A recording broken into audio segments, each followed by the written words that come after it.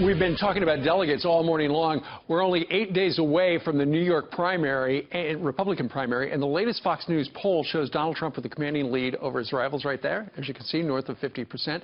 As it currently stands, Trump has 743 delegates and needs to win 64% of those remaining to reach that 1, 2, 3, 7 threshold.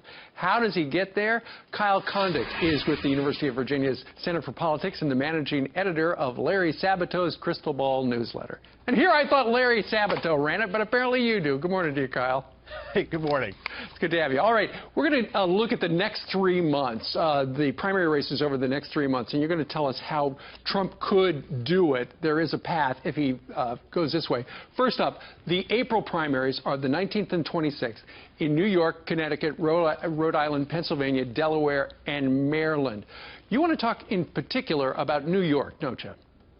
Yeah, so Trump obviously has a very big lead in New York, including in your own Fox News poll that showed him over 50%. It's really important that Trump gets over 50% in New York State because in order to win all the statewide delegates, he needs to get over 50%, and then there are 27 different congressional district races where he needs to get over 50%.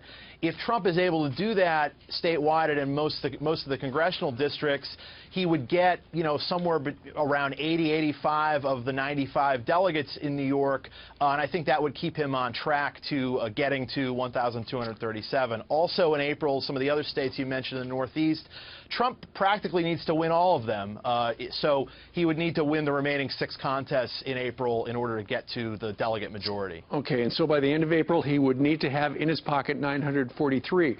Then going forward, in the month of May, the primaries are in Indiana, Nebraska, West Virginia, Oregon, and Washington, and see the number at the bottom. By the end of May, he needs 1,053, and you want to talk about the Hoosier state of Indiana. Yeah, Indiana is a really important state. It awards its delegates just like Wisconsin did on April 5th. And basically, Trump would need to win statewide and win most of the congressional districts. And it seems like Ted Cruz is prepared to play in Indiana and to play hard in Indiana. And so if Cruz can win Indiana like he did in Wisconsin, that would put up a big roadblock to Trump getting a delegate majority. I think that Indiana is really the state to watch in May.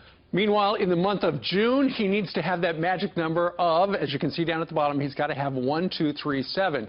The path goes through the state of California, doesn't it, Kyle?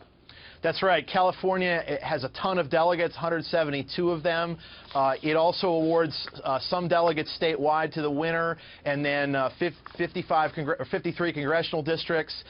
You get a majority in the congressional district, you get all 3 delegates. So again, Trump would have to win statewide and win, you know, the lion's share of the congressional districts, sure, and net somewhere around 70% all the delegates out of that state. So Kyle, exit question: he has a path.